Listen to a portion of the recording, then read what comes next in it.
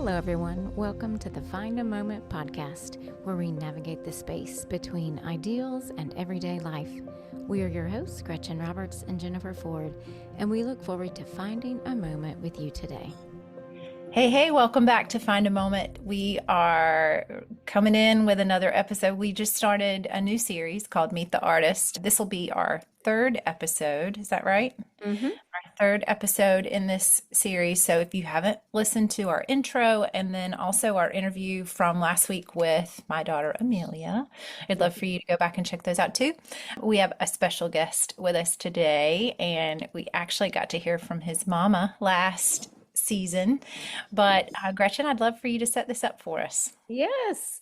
So we are so excited in our Meet the Artist series to introduce you to a young artist, Simon Wood.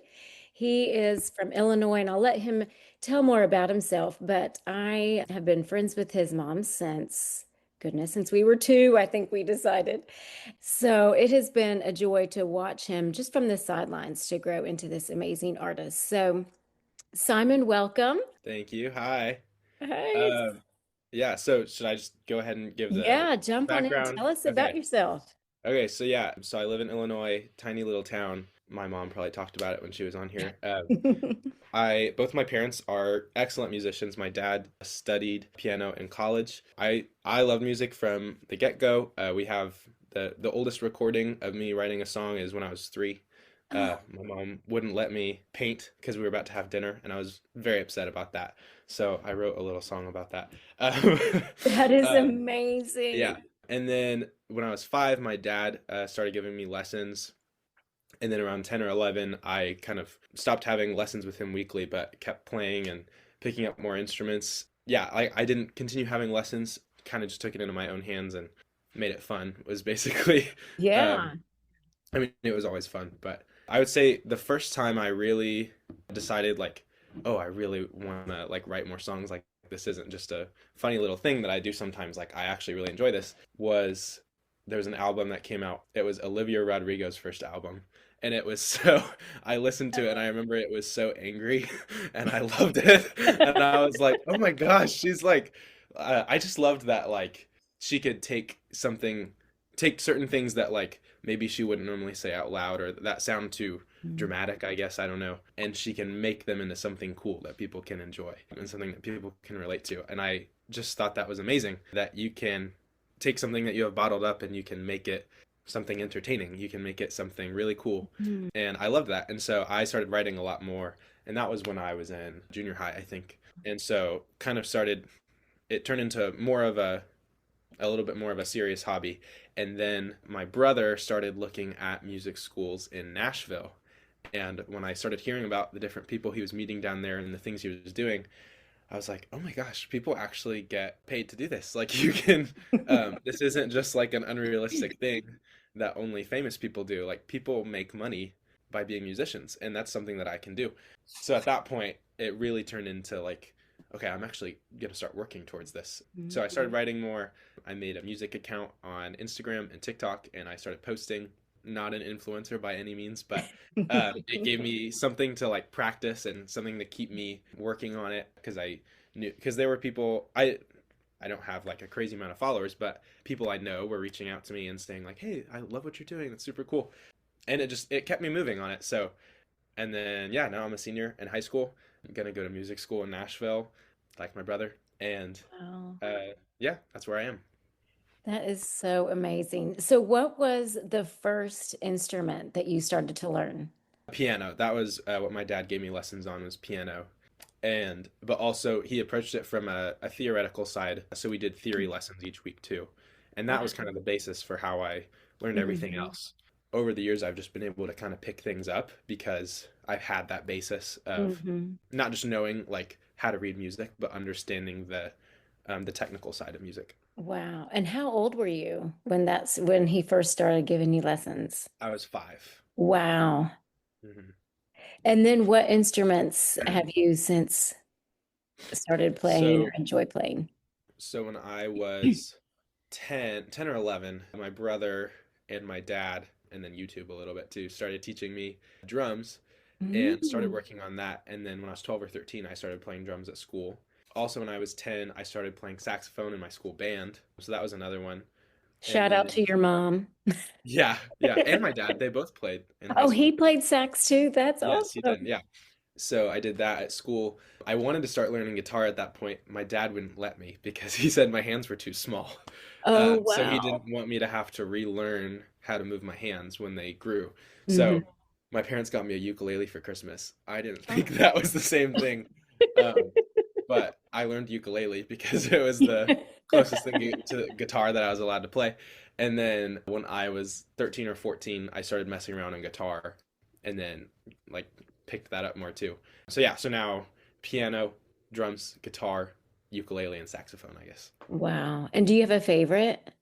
Piano and guitar are my two favorite, and usually it's whichever one I'm using on the latest song that I'm writing. That's what's stuck in my head. So that's usually yeah, it alternates between the two of them. Yeah.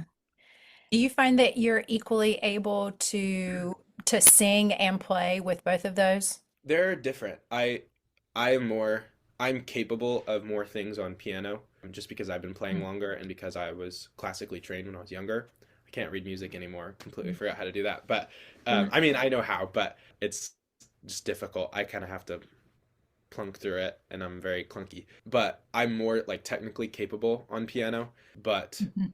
not as comfortable singing along with it. So like guitar feels a little more natural, I think, but piano I have more capabilities. But I can play and sing with both of them. And then as far as singing, was that something that just came with playing the music, or did you have lessons or anything there? I've never had vocal lessons. Wow. I need them. Because what people don't realize is vocal lessons are not, it's not just about like learning how to sing better. There is that part of it, the creative side, but it's also like learning how to protect yourself. So Mm-hmm. like you can't hurt yourself playing the piano. You can definitely hurt yourself by pushing too hard when you're singing. Hmm. Um, and so I would say there definitely are some walls that I've hit with that just because I've never been classically trained vocally, which I'm Hmm. going to do at college Oh, first thing. fun. I'm very excited about that. And but yeah, I was singing. I mean, we have a video of me singing that song when I was 3, and Wow. I started taking lessons when I was 5. So Yeah. yeah, so that's been a thing before anything else was a thing. In fact, I used to get in trouble with my dad in my lessons because I would focus more on sometimes my piano books would have lyrics optional under the song, Oh. and I would focus more on learning the lyrics than the piano. So I would be making all these mistakes but singing it really well, and my dad was like, "That's not what you're supposed to be focusing on." So yeah, That's that's always been awesome. the. I should have said that when you asked my favorite instrument. Singing is my favorite. If I Oh, could only wow. do one, I would stick with that. Wow. So thinking back to when you were younger, like, did you always perform? Like, were you always comfortable performing or singing or playing in front of other people? Or was there a time when you kind of allowed yourself to do that or share that part of you? I was always excited to perform, but I still am not like fully comfortable with it. Hmm. Like, still, every time I have a performance coming up, or I help lead worship both at my church and another local church, because our church has evening services, so it kind of gives me some free time in the morning. Yeah. And still to this day, like on Sunday mornings, I always like I have to eat a light breakfast because it just Mm. my stomach hurts the whole morning. And it's not that I think I'm gonna do a bad job. It's not that I am like I don't even want to really call it nerves because I don't think anything bad is gonna happen or that I'm incapable, but I'm just not I it's just not a comfortable place for me, which is funny. But yeah, even when I was younger too, like I jumped at every opportunity to perform, but I always needed my parents to be like helping me like prepare for it because I was a ball of nerves. Hmm. I think your body can kind of know and respond when something's really important, Mhm. even if you're confident, even if you know that's what you're meant to do. I think our bodies like physically say like, this is a big deal. Yes, exactly, And so sometimes our bodies don't cooperate. for Like sure. they do things that don't help in the moment. I can Yeah. relate to that. Mm. So you also were involved in theater, right, when you were younger? Yes, I was So, from like fourth to eighth grade. okay. And was that mostly the music component that you enjoyed, or did you enjoy the performing overall, or what was that like? It was both. I wanted to be an actor for a really long time. In junior high and a little bit before that, I wanted to act on Broadway. Mm. Um, and yeah, and I was very passionate about it. Like that, I was set on that. And at some point, I realized, like, if I did that, I would be in a constant state of just the next audition. Mm. And in the reality with acting is like you hear no a lot more times than you hear yes, which that's true with a lot of things, but even music. But I don't know, like I just couldn't handle that. I don't think. And there are some people that can, obviously, like people who act. I have so much respect for them because they're able to keep doing it even when everybody's telling them they're doing a bad job. That'd be really difficult for me. So, and also I was more passionate about music. Mhm. I just didn't always think that was realistic. So when I realized it was, I was like, well, in that case, I'll focus more on that. And what were some of your favorite productions that you were in? My all-time favorite was Matilda the musical. It was the Oh, first lead role I ever got. Not Matilda, but Bruce Bogtrotter. You remember that character? The Yeah. little kid, he steals the chocolate cake from Yeah. the Trunchbull. And it was at a community theater, so it wasn't children's theater. It was my first like Oh. adult play, and I had a lead role, and I was so excited. And opening night was supposed to be March 21st. I still remember it. 21st, 2020. And we oh literally, the man. world shut down. I remember the Friday, a week before opening night, our director was like, everybody's freaking out about this whole COVID thing. Like, we are going to stay open. We're so close to opening night. And then the next Monday, Oh, I woke up for school and my mom told me that she got a text that it was canceled. I was really sad about that. And in reality, I got basically the whole experience. Like, we practiced right up to hmm. opening night, but I always felt like I was robbed of that a little bit. Right. I bet. Yeah. Yeah, but then a few years later, I went back to that same community theater and it was a different director, but still a lot of the same people. And we did Cinderella, and I really enjoyed that one too. Oh, that's awesome. So Ezra, when he was home after his freshman year in college, so he produced a worship album for our church actually, Oh, and did an wow. amazing job. And everybody loved it. So we decided to like put in a permanent space here. So now I'm working on one too. So I've got a couple songs done that my mom and I wrote together. And Oh, then doing some other, our worship team alternates a lot. We have a lot of really talented people. So working on some other cover songs with our different kind of combinations of worship leaders. So yeah, that that's is super fun. amazing. Okay, so can you share links with us so we can put all of those in the show notes? Oh yes, Like different absolutely. things that you've recorded and things. So I was thinking, you did so music and theater. Are there any other areas of the arts like you talked about wanting to paint when you were little? Are there, different visual arts or other areas that you enjoy? I enjoy all of them. I don't really focus on any of them other Mhm. than music and then theater being kind of a hobby now. So I enjoy art. I don't like doing art for school because when there's a deadline on it, it stresses me out. Yes. Um, yeah, so like if I were on vacation and people wanted to go to an art gallery and take a painting class, like I would enjoy that, but Mhm. I don't like consistently do it. I enjoy some poetry in like English Mhm. classes. That does help with understanding those things, help with writing. Yeah. Um, I actually really like grammar classes. Mm. I've always loved grammar because I like when I write, I love to like try and do little clever things with grammar rules, and I think that stuff is fascinating.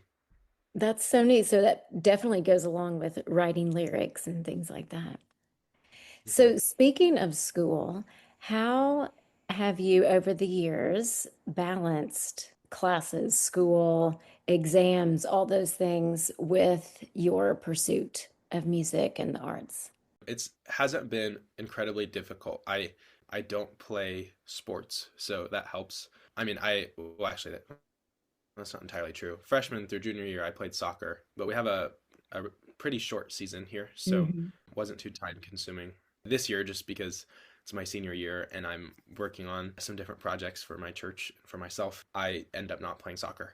But yeah, I mean, my parents have mostly helped me with it. Obviously, when I was younger, my dad gave me lessons, so he was the one keeping me on that. And then since then, I mean, really, I definitely could have been more disciplined with it, and I think I would have benefited from that. But to be honest, like most of what I do, I'm not forcing myself to do it. Mm. And I think that's one really important thing with the arts is making sure that it's fun because it's supposed to be fun. So one thing my brother taught me, I'm talking about him more than I thought I would. So he's an amazing guitarist. He's down in Nashville already, and he's just absolutely killing it down there. So he started playing guitar in COVID. So like not for that long. And by the time like we were going back to school and the world was kind of opening back up, he was already like a very impressive musician on guitar. And the way he did it was that he practiced like about 3 hours a day Wow. and didn't make himself practice 3 hours a day. What he did was, and this did kind of drive us nuts a little bit, but it did the trick. But he would watch TV shows and movies while playing scales on the guitar and just messing around. Because when you're watching something like, I mean, he and I are both like this. We kind of like to do something with our hands. So Hmm. rather than scrolling or binge eating, he would just put a guitar in his hands and like he didn't even realize what he was playing or what he was doing. It was just completely mindless, but he built calluses, he built finger dexterity. So I do that now too. I will play guitar and watch a show. Sometimes if I'm really not wanting to practice piano, but I know I need to, I'll take my phone into the piano room and just set it up and watch a show or listen to like an audiobook or something like that and just start doing scales and you get into a rhythm and you don't Wow. even you forget you're doing it, to be honest. So yeah, that's part of it, is that for the most part growing up I wasn't really fighting with other commitments to work on music or Mhm. forcing myself to do it when I wanted to be doing something fun because the music itself was fun. I feel like that would be such a different experience as a parent than kind of the journey that I feel like I've had because our girls both do things that their artistic opportunities just because of how they are, they just kind of fall up under somebody else's schedule and someone else's calendar. So there's always, you have rehearsal every whatever, you have a concert on this particular date. Whether it's theater or our other daughter plays violin in the youth orchestra here in Wilmington. And so there's always somebody else telling you by what day and time you have to be ready. And Mm-hmm. that's sometimes as a parent that feels stressful because I want to, I don't know. Like I feel a sense of urgency for them wanting to be prepared because they're not going to enjoy it if they haven't put time into practicing. But I don't want them to hate it by, being on top of them about practicing. So that's interesting because I feel like kind of the route that you're choosing, you're doing a lot of self-determining with how much energy, how much time you put into it. And I would say like probably apart from like worship leading and participating in that at your church, are there any other things where you're kind of taking your creative giftings and having to fall into somebody else's schedule to where there is more of like, I don't want to say pressure, but I guess kind of a Mhm. rhythm that you're having to fall under? Yeah, for sure. I when I first started, so originally at the other local church, not our church, but the other one where I play, I started out playing drums when I was younger, and then after that moved on to piano, which obviously I was pretty comfortable with that because I'd been doing it for a while. When I started playing guitar at the church, which is mostly what I do there now, I I hadn't been playing for that long and wasn't fully comfortable doing it in front of people yet. And Mhm. so that definitely pushed me to. So I do think like the discipline side of it is 100% important, and I think that there should be an element of both. But Mhm. yeah, that the weekly knowing that every Sunday I was going to be in front of people doing it, it definitely pressured me to work on it more. So yeah, I would say definitely important to have both sides of it. Make sure you're enjoying it and that you're focusing on the parts of it that bring you joy, but also making sure you're not just messing around, that you are practicing that Mhm. discipline. Yeah, like working towards a Sorry, I goal. don't know if that answered your question. No, it did. Yeah, it did. I saw on your Instagram that you wrote a song when it was about when y'all had moved your brother into his dorm when he moved away to college. And you said Yeah. this is like a really I don't remember the language you used, but in the caption it said something like this is a very common experience or, and I thought this is not just somebody who's just writing music for fun. This is a way that you are working out your own personal experiences. But I thought, oh my goodness, that's an experience that, like, when your sibling moves away, when an older sibling moves away, think of how many people go through that. Like, we did a series on grief and just all of the things that you don't, like, you're not really prepared to grieve in life. But then when you touched on that and that song, I was like, this is such a common experience for so many young people. And he's made this beautiful song about it. Like that's kind of like what you were talking about with is it Olivia Rodrigo? That album, you were like, she's talking about Yeah. stuff that we can't really talk about, but we could sing about it. But I just thought, you're taking Yeah. common experiences that other people are going to benefit from hearing and from hearing that they're not alone, but in a way that's beautiful and creative too. Thank you so much for saying that. Yeah. Well, that's as Yeah, a my parent, that mom. was sweet. Yeah, my mom jokes that she hates that song. Oh, She doesn't actually hate it. She loves it. I get that. She, I get the I sentiment though. actually, yeah, I used that song for my college audition. So I was practicing it every day for several weeks in a row. And she was like, Simon, I'm so excited for your audition, not just because I'm proud of you, but because I can't listen to that every day anymore. Um, yeah, yeah, we're very different in like the kind of music that I mean, we like similar songs, but different sentiments of songs. I love to get down in the feels, mm, um, and really like, oh yeah, like, oh that's awful, and I love that. And she's like, that's awful, and I really don't love that, and I don't want to put myself through that. Yeah, she was excited when I was done with my audition, but she does love the song. So thinking of that, that you are in a family of a lot of musicians, how did you kind of find your niche and your voice and like your style? Like, is your style, like you said, it's a little bit different, like you're in the fields and maybe your mom isn't as much, but how did you navigate that with everybody? So when I was younger, it was a lot of just copying whatever they were doing. Hmm. That's kind of the nature of being a youngest sibling. I have two older brothers, so and they both love music and have very niche music tastes. So when I was younger, it was a lot of just like pretending I discovered this artist that actually my family introduced me to. And then as I got older, really that album by Olivia Rodrigo was like the first thing that I found by myself. And that was another part of it. It wasn't just the music itself, it was the fact that it felt like it was mine. That was a very eye-opening experience. And I was like, oh, I can go. Like, I don't need to wait for my mom to play something Hmm. to like it. I can go find my own stuff.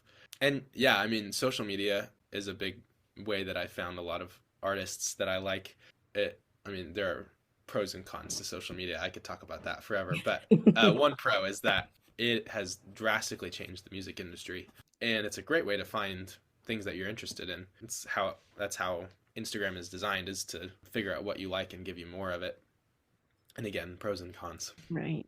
Yeah, so that's been a big part of how I have kind of discovered what I'm interested in, and then also how I write too, because you create based on what you have absorbed, and what you've consumed. So yeah, so that's been a big part of becoming more of a musician, is just Hmm. kind of branching out, exploring, having an open mind.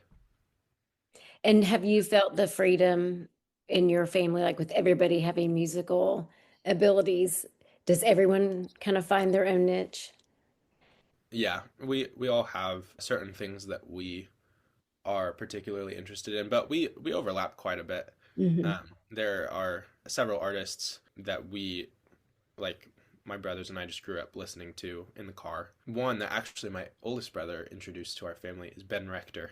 Oh, Um, yes. yeah, I could talk again. I could talk about Ben Rector for days. I love Ben Rector, so that's a big one that we all love. But yeah, we all definitely have the freedom to have our own things. and to share that with each other. And sometimes it leads to only one person in the car is happy with the music, but other times it's everybody's like, "Oh my gosh, how did you find this person?" Have y'all ever experienced with so many creatives in one house, especially three boys? Oh, how far apart is everybody? What are y'all's ages? So Isaac is the oldest, he's 25, and then Ezra is 20, almost 21, and then I'm 17, almost 18. So Okay. 4 year gap and then 3 year gap.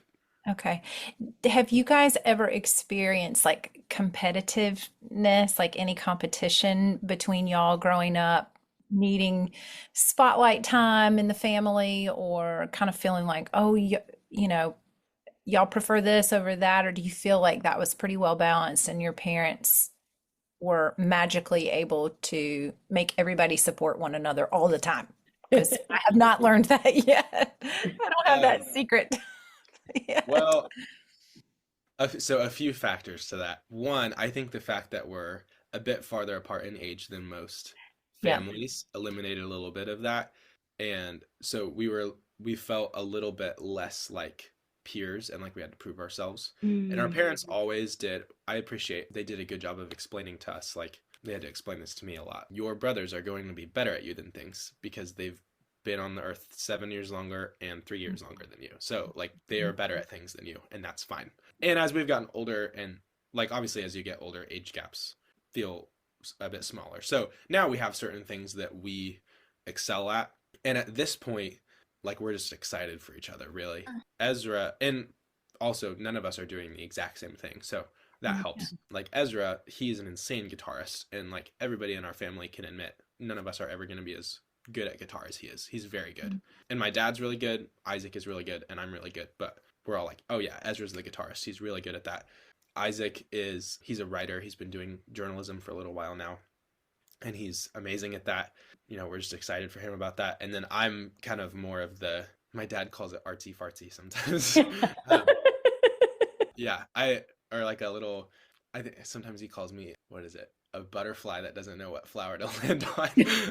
Because I'm more of the songwriter. Ezra can write, but he's more on the production side of things and Mhm. the music gear side of things. And I'm more excited about the sitting down and writing in a journal. So yeah, so at this point we're mostly just excited for each other. When we were younger, there was definitely more of an element of competition, but not, I wouldn't say like we weren't out to get each other by any means. Mhm. You make a good point about the age gap. Like I think that does have an impact on the competition factor too, for sure. And Uh, again, like, sorry.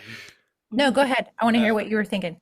and that's another thing that has pros and cons. There are certain things about my oldest brother I don't know just because Mm. he's never been a direct peer with me. So there are good and bad parts to both. Mhm. What is the most interesting place or situation where you found yourself scribbling down lyrics?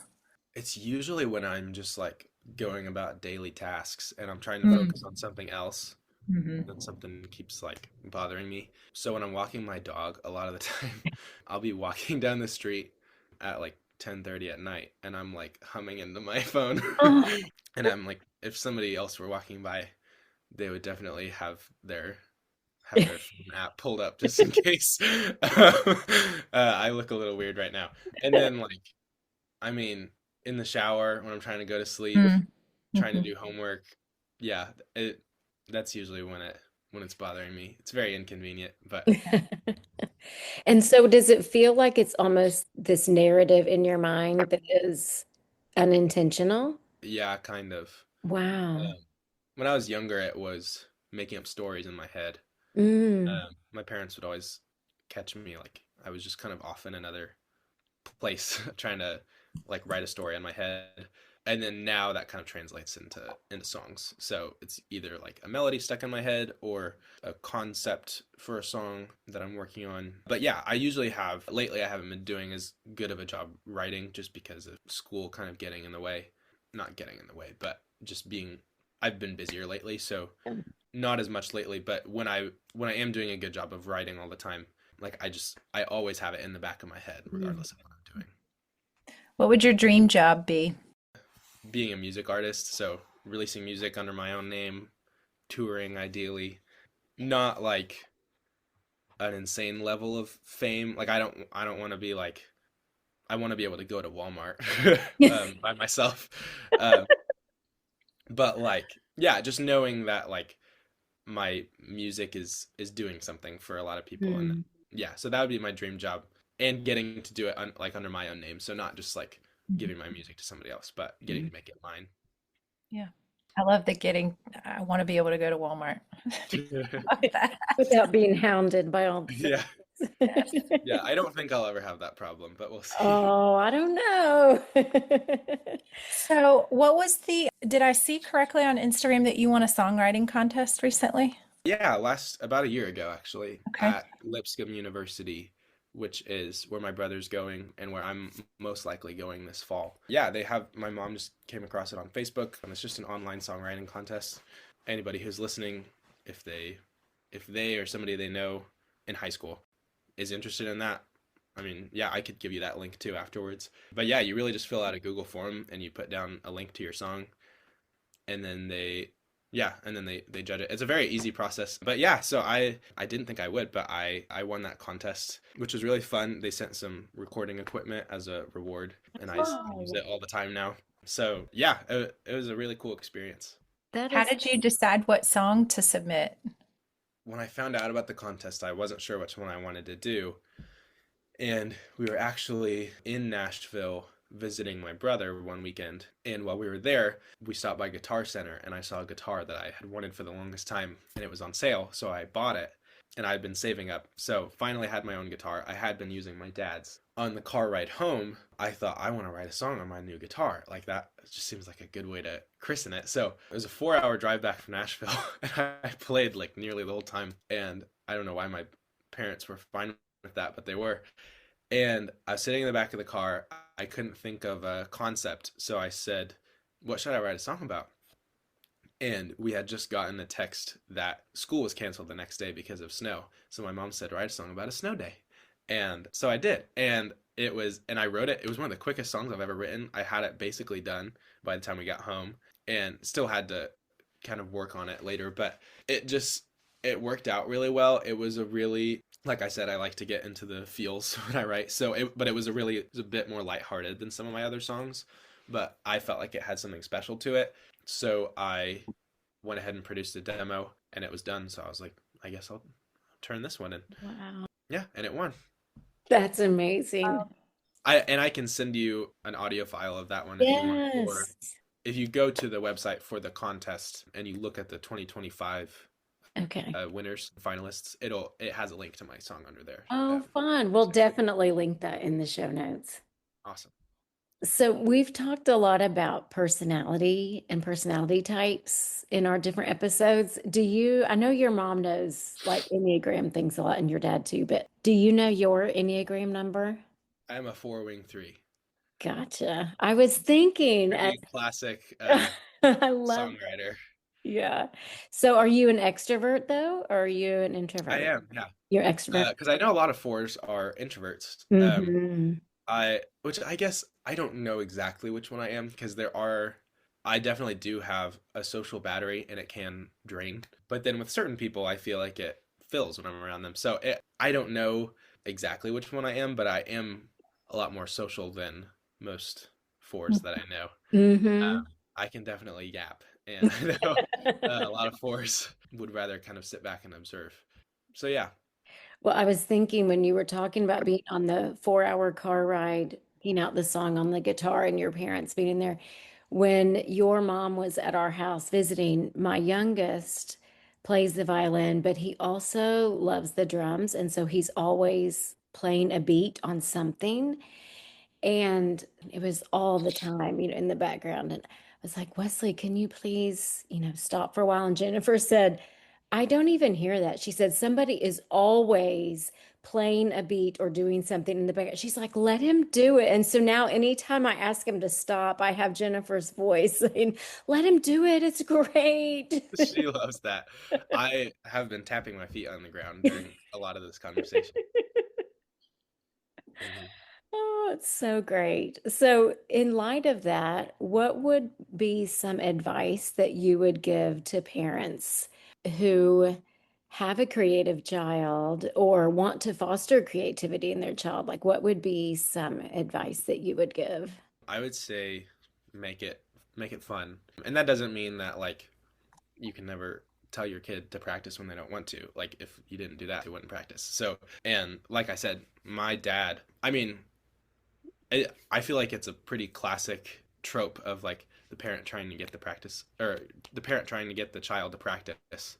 Hmm. And then the teacher asking, "Did you practice this week?" My dad was the parent and the teacher, so he knew what I was and wasn't doing in my free time, and so he definitely got on me about that, and I'm thankful that he did. So I think that making sure they're disciplined is super important, but also making sure that they're still enjoying it. Hmm. Um, and that's not always going to be like a cut and dry thing. Like sometimes it's just not as fun as it usually is. Sometimes it feels boring, and that doesn't mean you should quit.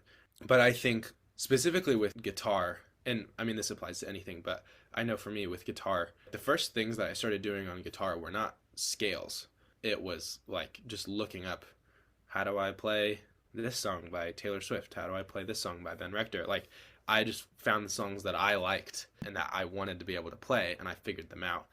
And that's a fun way to do it, and I think it gives some ownership of it, and it's not something that you have to do, it's something you want to do. So I think just working on balancing the two of those, you can't you can't play the things you really want to play if you don't have discipline, but you're also not going to be motivated to discipline yourself if you hate it. So I think just making sure that both are present in whatever you're doing would be the most important thing.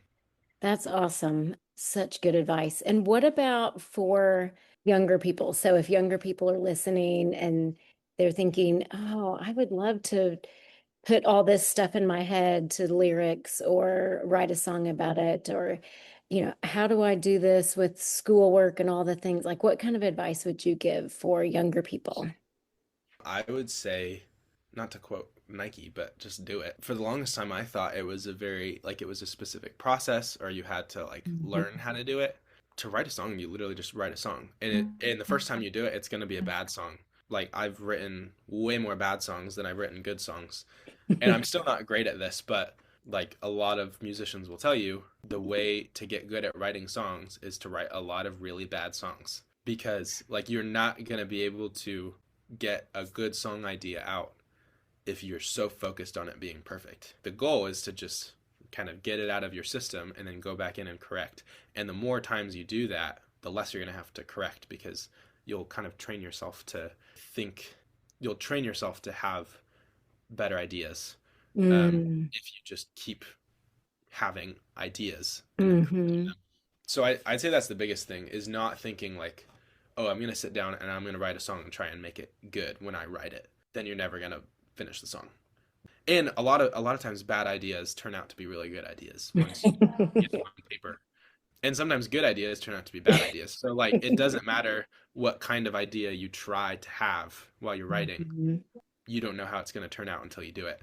So yeah, I would say just doing it as much as possible and not expecting yourself to do a good job because chances are you won't until you do it and until you have a chance to learn from yourself and to learn from mistakes and from successes. Yeah, that'd be the biggest thing is to just keep doing it. That is great advice. And thinking about that, and kind of you alluded to like that internal narrative in your mind. Did you have to battle any kind of internal narratives during your like artistic, creative things of, whether it's songwriting or performing and things like that? By internal narrative, Did you have like an you mean, internal critic who maybe, oh like, yeah, yeah. absolutely. Yeah, I mean, there's just constantly something saying like, "Oh, that's a bad idea. Don't write that down." And that's what I'm saying is to ignore that because Hmm. like you don't know if it's a bad idea until you've heard it or seen it on paper. So yeah, I definitely have an internal critic, and I think the most important thing is learning how to like when you're trying to create to just focus on creating, and then when you're trying to critique, then you can focus on the critique Mm. part. But when you're creating, like you create what you have. You can't Hmm. create something that you don't that's not already there. I do have an internal narrative, but I try to ignore it when I'm writing. That's such an just a really neat idea to think. It's not that you are not ever critiquing yourself. It's that this is the time to create and later will be a time to critique. So that's really wise. I like that. And Yeah, even giving and I'm still yourself not good at that. Sorry. no, that's okay. I was just going to say, even giving yourself time between those two as well to refine. Like, say, this, like the editing process, we're not going to critique until, well, and I guess part of refining is actively critiquing as you're making adjustments. But yeah, getting inside a creative's mind is interesting. And I think that's really wise advice because I think you can also get hung up on like your first draft of something creative. You can kind of look at that and assess and say, this isn't really what I meant. This isn't what I felt. This Mm. isn't matching what was up here, so trash it. And like you can, that's just a really easy temptation. Like I hear Hmm. our And you girls can't especially. do that and organize those thoughts until you have them on paper, Yeah. Mm. Yeah, that's so Like good. you can't transfer it from draft to finished product until there's a process. until there's a You have draft. to get Yeah. that first draft out. That's so good. You're so well spoken. You've obviously like inventoried yourself just as a person and what you're hearing in your mind and like been attentive to your own. You seem very aware and very attentive to your own like mind and your mental process as you are being creative. And I think that's something that, I mean, I know you've got some of your stuff on your Instagram, but truthfully, I feel like that's something where you could just take a 2-minute segment from this conversation and just make a video of yourself, like sit there and talk to your phone and share that and say, this is for young creatives or Mm. any creative out there, because people get so hung up on, I'm not doing this right. This doesn't match what I wanted. And sometimes it's not even like getting a finished product that maybe you had envisioned up here, and like maybe you're really not able to achieve like the finished product that you were kind of envisioning. But sometimes it's the expression, like that process of expression, that is more of what we're needing as like a whole person, as opposed to being able to produce this finished perfected thing. So Mm. the process, there's value to that too, and it grows us as people, kind of like doing really hard math. Hmm. Yeah. Yeah. You can't correct your math until you have math in front of Hello. you. Yeah. Hello. Preach Yeah. that. I think it does apply to everything, no matter what you're doing. I mean, even this conversation, like if we were to just sit here and think in silence before everything we say and plan out every word, this would be an awful conversation and nobody would want to listen to it. So like the point is you do the talking and you do the conversation, and then you can study how you did it afterwards, and then you can learn from yourself, and then the next time you'll do a better job. So like it applies to everything and every kind of art too. Like Right. with yeah, you can't paint a perfect picture on first try unless you've painted a picture before. And Mm. goodness, I feel like Gretchen, we go through that experience with every episode. We have these Yeah. rough, raw conversations where we're like, edit that, take two, cough, cough. But then But then you do all this editing work and you always send me a text and say, it's so good. So when we've had a little bit of space from it and, Mm. moved things around and cleaned it up where it needed, then we go back and listen. And every time I listen back to one of our episodes before it goes live, I think, I can't believe we did that. Like that was, I mean, it's always an encouragement to me as well, especially the conversations where we have other people on and we get to hear from them. Like it's really powerful to hear just the process and the finished product, knowing like where you've started, the work that was put into it, which is usually Gretchen because she does all of the editing stuff. But then to hear that finished product and say, I think this is something that the world might need. And I feel like that with your songs, there's going to be some kid out there who hears your song about their older sibling moving away to college and they're going to think, oh, yes, I feel seen. And Mm. it's hard, all the feels. Yeah. Do you That's have a couple ideas for practical action steps for somebody, especially a young person, I'll say? But for somebody who gets kind of stuck in their creative process, just a couple practical action steps that you might encourage them to take. For getting stuck in a creative process, I've been thinking about this a bit lately, but I would say like exposing yourself to the world around you as much as possible. Mm. I think that sometimes it's a question that people ask about artists, but I think songwriters specifically is like, what if you run out of ideas? And I've thought that before. What if I run out of ideas? What am I going to do? And I think that question assumes that the things about my songs that make them true are coming from me, that I'm like coming up with these concepts. But what I think that assumption is wrong, because that is not like that. I'm not the source of that. Like, I'm writing songs about things that have been true since before I was born for the longest time. So when we get stuck on songs, I think it's because we are hunting in our own minds so much, and we're getting stuck in our own head, and we're thinking, why can't I come up with something? Why can't I produce something? It's because none of it is coming from you. Like, you are interpreting something that is already true. So if you cut yourself off from the world, if you cut yourself off from creation and nature and other people and other arts and other artists, then you're cutting yourself off from the one thing that can make music happen, which is what God created. So like, it's not about what you're coming up with, it's something that is already there. So I would say, I mean, I've done this before, but like, if you're having writer's block and you Google, what should I do if I have writer's block? You're going to see like, take a walk or something like that, Mhm. because it really does help, because art comes from nature. It comes from creation. So if you're cutting yourself off from that and you're trying to figure out how you can produce that, it's not going to work, because you can't produce that. So yeah, I would say if you're having writer's block, then stop writing for a bit, walk away, take a walk, talk to somebody, listen to music that you enjoy or music you don't enjoy, because you should expose yourself to different kinds of music. But yeah, with any creative process, I would say giving yourself time away from it and experiencing other things is how you can then go back with a better mind and to be more prepared to write. That's good. And then maybe an action step for somebody who's battling that internal narrative that's like in constant critique mode. An action step would be whatever your internal narrative is telling you is bad or is telling you is not a good idea, just go ahead and write it down and do it and make it into a really bad song. If you're convinced that you're writing a bad song, write the bad song and sing it to yourself and think, wow, that's really bad. Because once it's there, like, you can learn from why it's bad and Mm. you can learn how to make it better. But as long as you're just telling yourself it's a bad idea, you're not gonna get anywhere with that. So I would say, yeah, just write a bad song or draw a bad picture, paint a bad picture, write a bad book. I don't know, whatever kind of art you're working on. Do something that's really bad and embarrassing and looks like a 5-year-old did it, and then study it and figure out how you can make it better.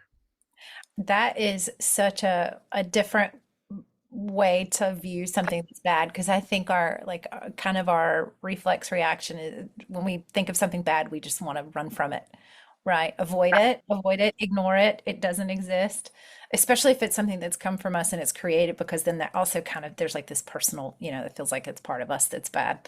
But I love the idea of just embracing it and evaluating it and letting that be something that isn't scary. It's actually something that can help you grow. Uh, Wow. this is there's so much in this conversation. So many good We've gone so little, much over the time limit.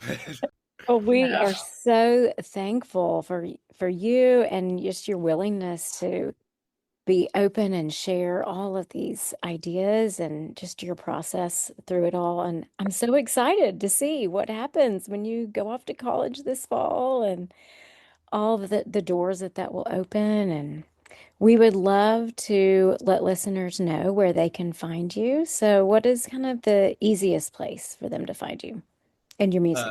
Instagram and TikTok are where I'm most active.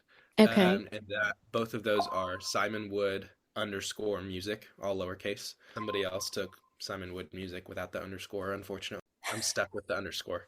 Um, I think I am on Facebook under the same name. So I'm not super, I don't post a lot on Facebook, but you could contact me there if you wanted me to play a gig or just had a question. Yeah. Um, but yeah, Instagram and TikTok would be, if you want to keep up with what I'm doing, that would be where you could find me. That is awesome. Thank you. And we will definitely link those places in our show notes page. And also, we'll link your music directly, like Spotify, and then the song for the competition. So, thank you so much for joining us. It's been so much fun, and I have learned so much too. Yeah, thank Thank you for you. having me. It was so much fun. My first time ever being on a podcast, so that Yay, was the really first of many, I'm sure. So, hopefully. thank you.